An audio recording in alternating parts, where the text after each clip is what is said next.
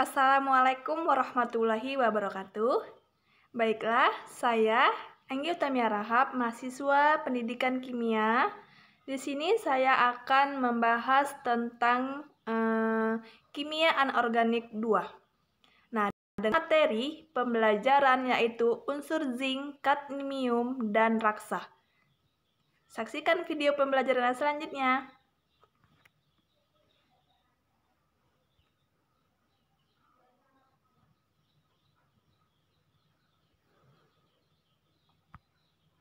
Nah, di sini saya akan pertama kali bahas tentang zinc, unsur zinc.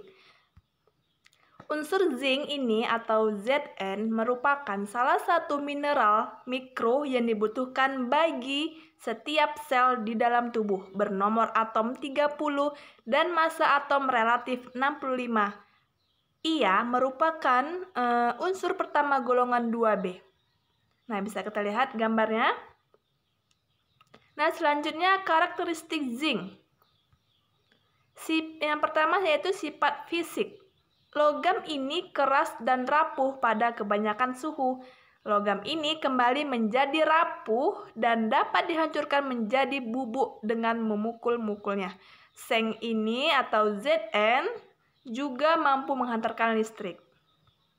Nah, sedangkan sifat kimianya, zinc ini mirip dengan logam-logam transisi periode pertama seperti nikel dan tembaga. Ia bersifat diamagnetik dan cukup reaktif, juga merupakan reduktor kuat. Nah, bisa kita lihat ini gambarnya, gambar Zn-nya. Nah, selanjutnya yaitu tentang penggunaan zinc. Zinc banyak digunakan untuk coating anoda, memproteksi baja dari korosi dan pengecoran. Nah, di sini gambarnya bisa kita lihat, ini gambar zinc dan ini untuk pengecorannya. Nah, selanjutnya yaitu tentang sintesis unsur kompleks zinc. Nah, di sini metode ini terdapat dua prinsip reaksi untuk menghasilkan senyawa oksida yang berskala nanometer, yaitu prinsipnya hidrolisis dan kondensasi. Nah, sedangkan peran biologis zinc berperan dalam fungsi metabolik yang luas, yaitu transkripsi DNA, sintesis protein, enzim katalitik, reseptor hormon, dan stabilisasi membran sel. Selanjutnya yaitu tentang sumber-sumber unsur zinc. Di sini sumber-sumbernya bisa kita lihat dengan makanan laut, yang itu bercangkang seperti kerang, tiram, kepiting, lobster, udang, dan lain-lain. Nah, tinggi zinc ini dalam tiramnya yaitu 100 gram.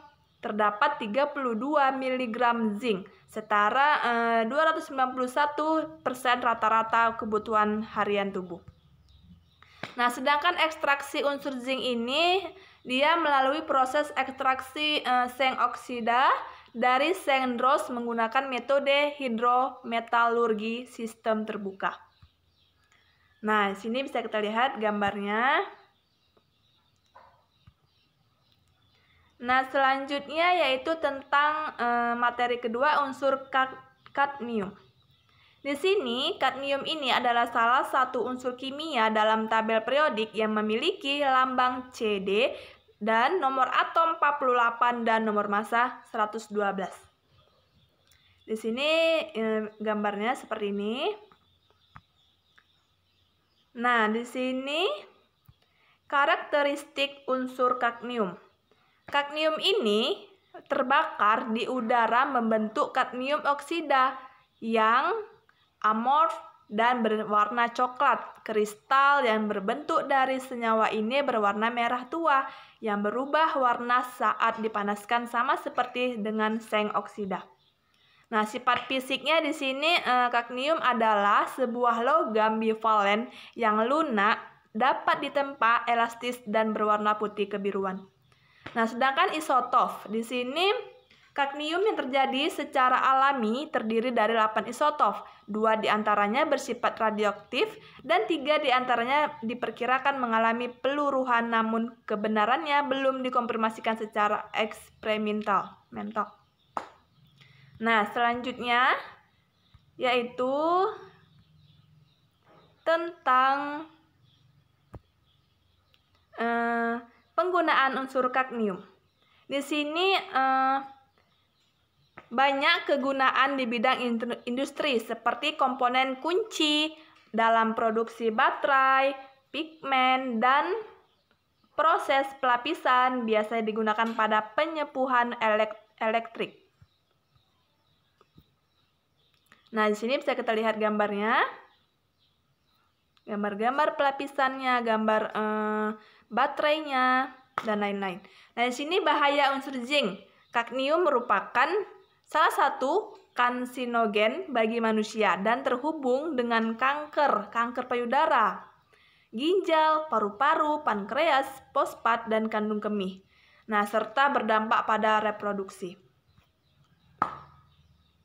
Nah, selanjutnya yaitu sintesis kompleks unsur kadmium. Di sini sintesisnya unsur kompleks nitrat dan DPP dengan stoikiometri 1:1 serta menentukan struktur sesuai hasil karakteristik. Nah, ekstrak unsur kadmium di sini yaitu dengan metode spektrofotometri serapan atau melalui pemakatan secara ekstraksi pelarut. Nah, sumber-sumber unsur kadmium ini juga dapat berasal dari pupuk fosfat. Nah, jadi pupuk fosfat ya terdapat endapan sampah limbah dari penggunaan batu bara dan minyak.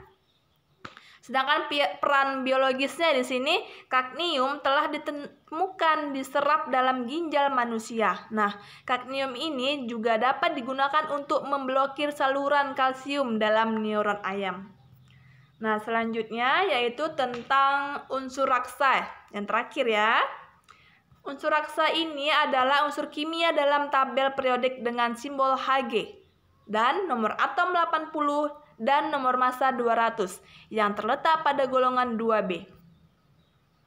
Bisa kita lihat ini gambarnya. Nah, selanjutnya yaitu karakteristik unsur raksa. Sifat fisiknya adalah logam cair berwarna keperakan, sifatnya lainnya adalah air raksa atau merkuri memiliki titik beku 38 derajat Celcius dan titik didih 356 derajat Celcius. Sedangkan sifat kimianya merupakan salah satu unsur logam yang berbentuk cair pada suhu kamar 25 derajat Celcius dan sangat mudah menguap. Warnanya tergantung pada bentuk fasanya. Sedangkan penggunaan unsur raksa, sifat raksa ini yang tidak mudah membasahi benda lain dan mudah memuai, membentuknya cocok dipakai dengan sebagai cairan pengisi termometer konvensional yang banyak dipakai untuk mengukur suhu tubuh pasien.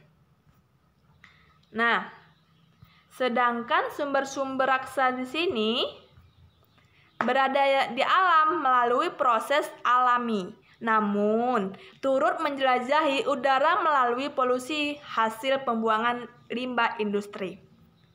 Nah, di sini ekstraksi logam raksa. Ekstraksi ini merkuri menggunakan proses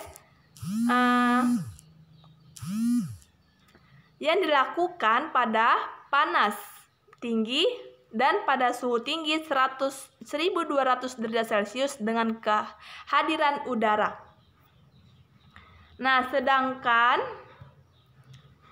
sintesis kompleks logam raksa di sini menggunakan metode hidroksiquinolin dan bahaya unsurnya raksa ini bersifat racun.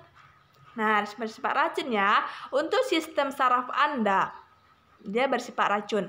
Nah, ketika dia menghisap uap merkuri dalam jumlah yang tidak dapat ditoleransi oleh tubuh, Anda dapat mengalami masalah pada sistem saraf, ginjal, paru-paru, dan sistem imun tubuh.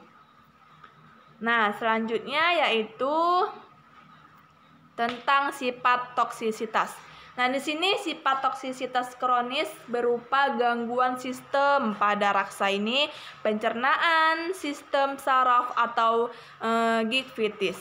Akumulasi dalam tubuh dalam menyebabkan tremor Parkinson, gangguan lensa mata warna abu-abu serta anemia ringan. Dilanjutkan dengan gangguan susunan saraf yang sangat pekat. Nah, sampai di sini penjelasan dari saya. Lebih kurangnya saya mohon maaf. Saya akhiri. Wassalamualaikum warahmatullahi wabarakatuh.